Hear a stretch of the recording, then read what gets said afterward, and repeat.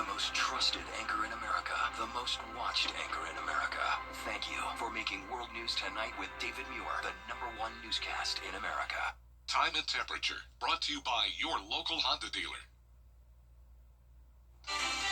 Right now on News Channel 6, MLK Day is right around the corner and people already are starting to celebrate.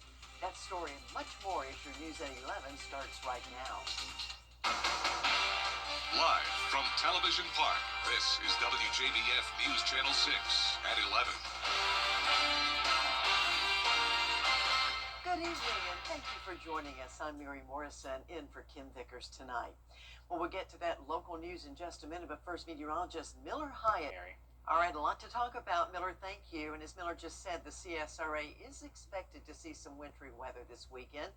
The Georgia Department of Transportation is urging drivers in areas where there is snow or ice to stay off the roads as much as possible. GDOT already is preparing for the potential snowy weather. Crews have done things over the last few days to get ready. They've mixed brine, so those tanks you see behind me are full. The brine mixture, it's salt and water. We typically apply that to the roads before an event, and that reduces the freezing point on the roads. Now, drivers are urged to use extra caution from Sunday night through Monday morning as black ice may be present.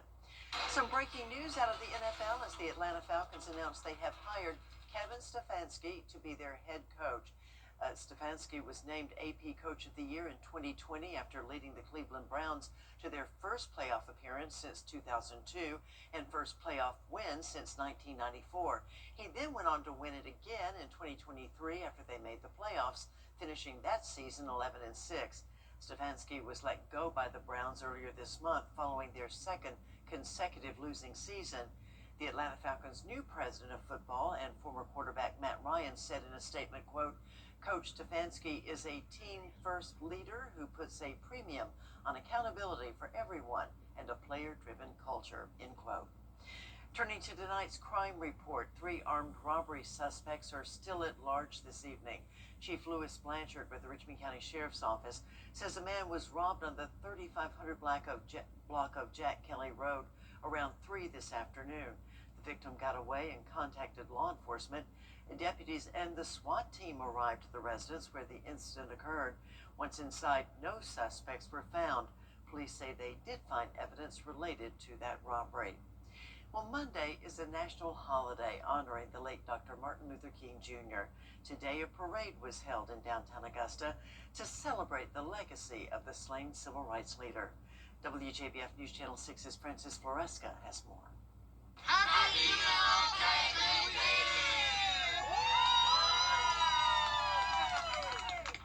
From schools to churches to organizations, thousands of people marched in the annual Augusta MLK Parade downtown. The city has a deep history in the civil rights movement. Saturday's parade served as both a celebration of that history and a reminder of the work that continues. It feels great to come out and see everybody showing their support and just here in love and gathering for a peaceful march, especially in these times. And we get excited every year participating in the parade. Honoring his heritage, everything that he stood for. Honoring what Dr. King stood for took many forms, including several men representing his fraternity. He would be so proud. He would be ecstatic because these are his frat brothers, his fraternity brothers. So I'm pretty sure that he would be glad. Also glad to see the community come together is Mayor Garnett Johnson, who says events like this help keep Dr. King's legacy alive, especially for younger generations watching and marching alongside them. The civil rights movement was very instrumental in a lot of changes in Augusta. Augusta was a part of it. Having the opportunity to continue to celebrate Dr. King's legacy on a day like today, where the weather has granted us some grace. This is always one of my favorite parades throughout the entire year, and let us never forget his legacy, centered around unity and justice and peace and forgiveness. The parade is also an opportunity for young children of color to show off their achievements as they give back to the community. We want to give back to the community who raised me and my staff members and my parents. And we want to show these girls that it's important to network and connect with other organizations. So we're just excited to spread some joy today. We're excited to see all of the performers and again all of the schools to show up and show Richmond County that our schools are academically ready to do what we need to do for our district. The CSRA has hosted several events honoring Dr. King throughout the week and will continue with more in the days ahead. In Augusta, Francis Floresca, WJBF News Channel 6. Well, year one for Richmond County Sheriff Eugene Brantley is in the books. Crime data shows progress for the sheriff's office. Reports show a 29% drop in homicides, auto theft, robbery, and aggravated assault. Traffic deaths fell 43%. The office secured $10 million in federal grants and hired more than 70 certified deputies. 18 cadets are in the Georgia Police Academy.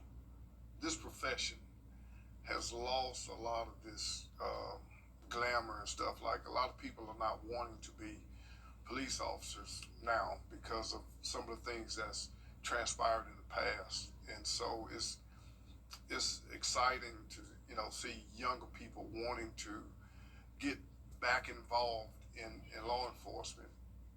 Another focus for the sheriff is continuing improvements at the Webster Detention Center. That includes maintenance, infrastructure, and reducing overcrowding. Well, there's a renewed push at the state capitol to expand health